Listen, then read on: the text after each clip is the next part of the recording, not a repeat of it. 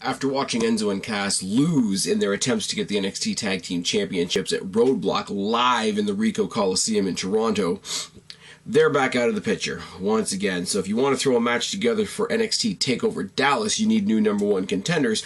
There's really only one other team in NXT you can put in that spot, isn't there? So this is kind of a no-brainer. There's gonna be a fight tonight!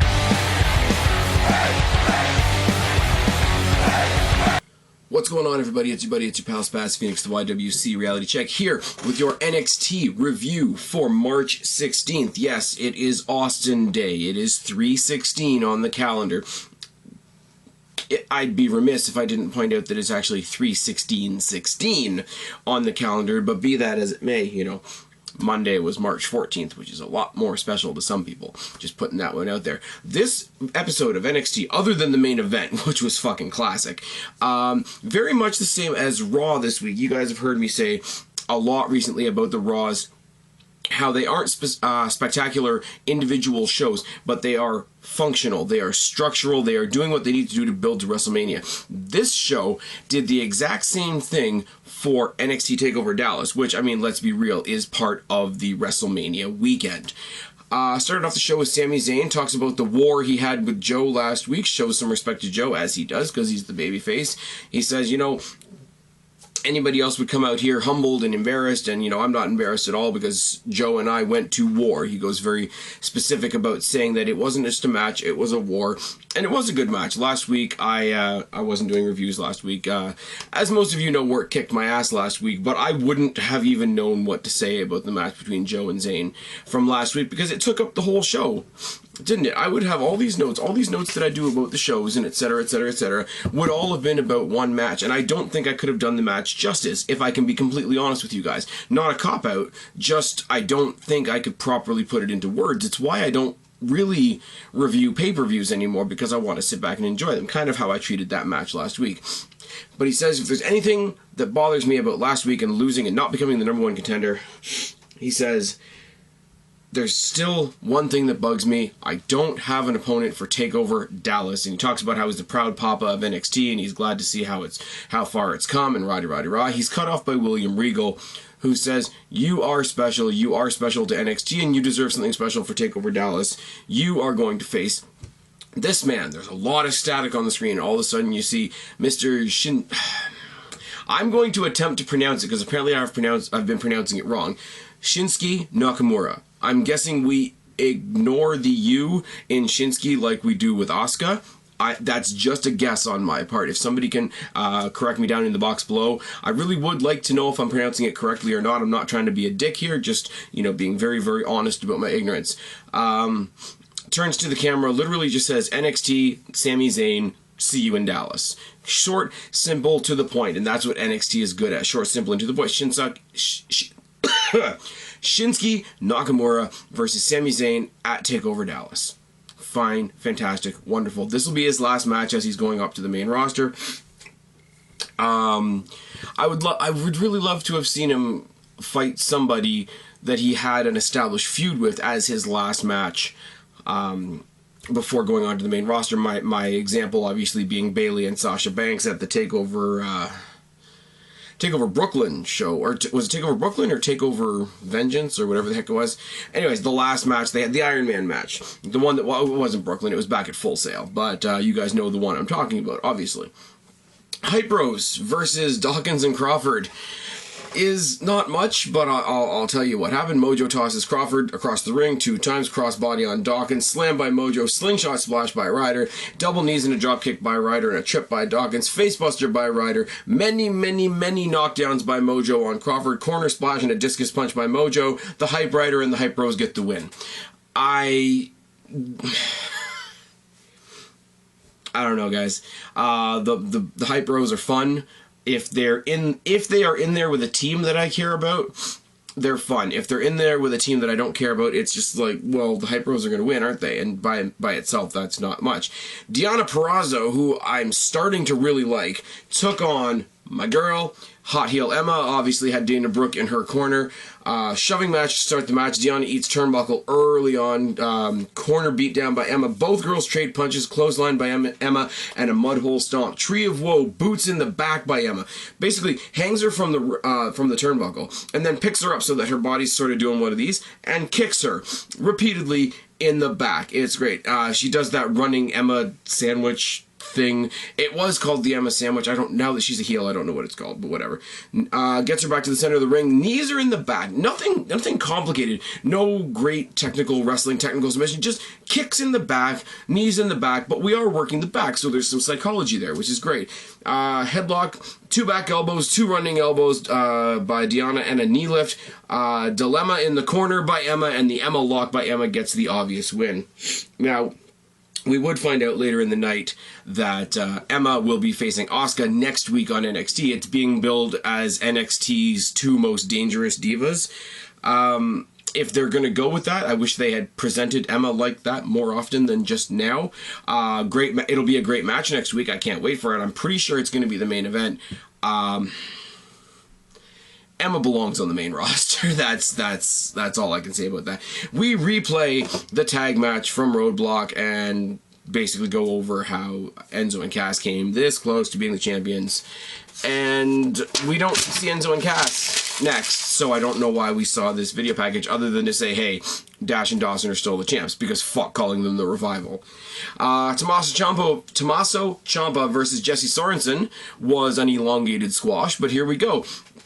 Dropkick in a corner, beat down by Ciampa to start the match, and a mudhole stomp. Running exposed knee to the face in the corner looked pretty damn dirty. Discus clothesline by Ciampa and a headlock. Boot by Ciampa, dropkick by Sorensen, corner chops in an attempted 10 punch by Sorensen, but Ciampa manages to get him off the turnbuckle with some sort of takedown that I can't really describe. I'm sorry. A very awkward armbar submission gets the win for Ciampa. Ciampa looks great in this match, but I wish it had been more competitive. Let your opponents show a little bit about what they can do so that when you win, it's more impactful. If you beat a guy, or if you beat the shit out of some guy that never got a punch in, it takes something away from the match. I know it's supposed to be, oh my god, look how vicious he is, look how dominant he is, he's really revving up the intensity and all that sort of thing. I get that, trust me, I do. But let him get a punch in. You know, if you're so cocky and so revved up, be that guy that says, here, I'll give you one free shot. Something like that. Ciampa looks good. I like Ciampa. Jesse Sorensen, like I say, saw very briefly in TNA. I'd love to see what he can do, but they're clearly not pushing him right now. They're using him as a jobber, which is kind of sad.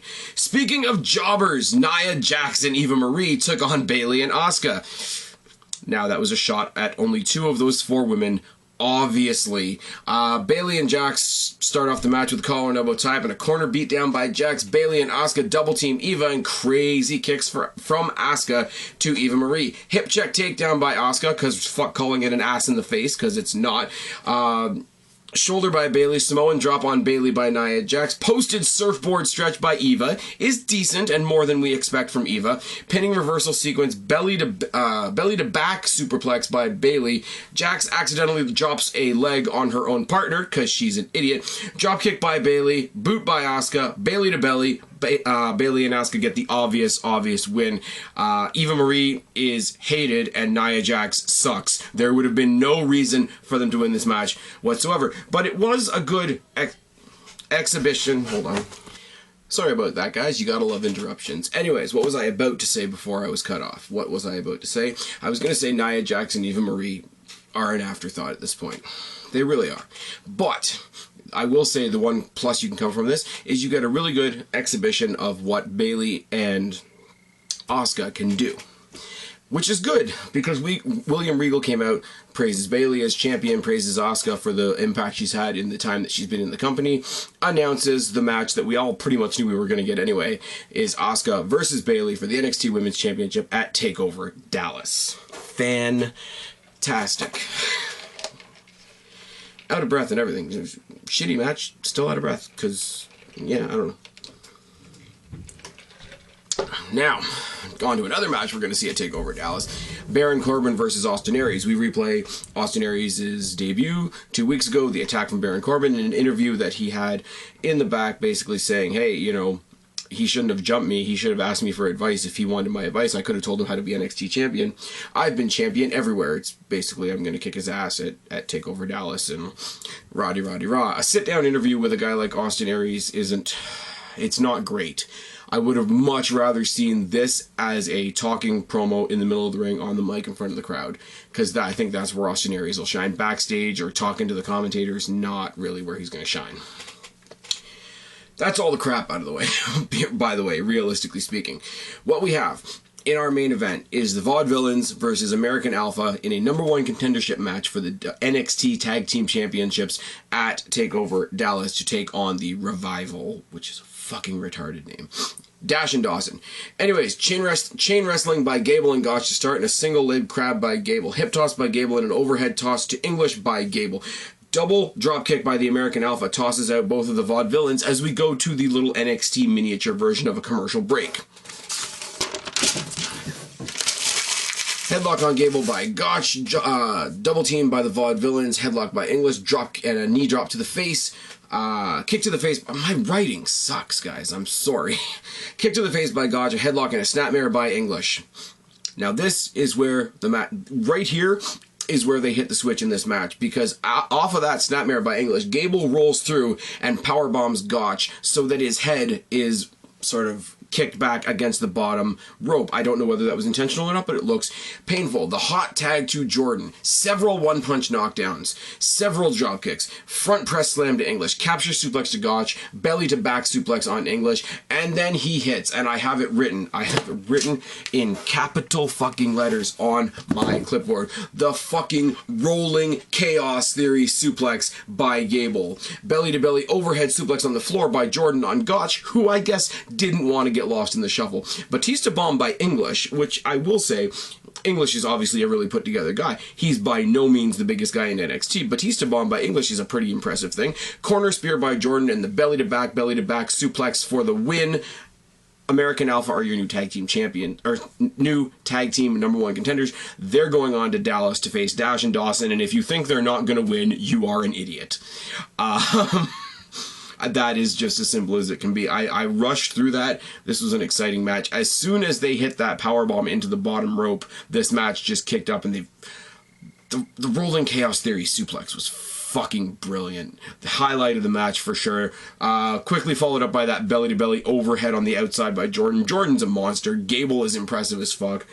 They're going to be the tag team champions.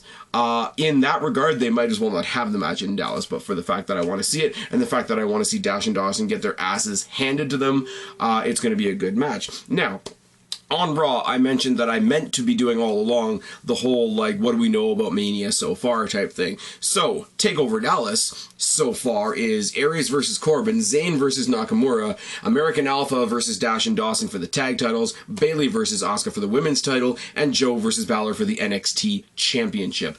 Pretty damn good looking show. This was a good show tonight. Not everything on here was spectacular. The main event made up for it, and the rest was structural, so it works. Good show.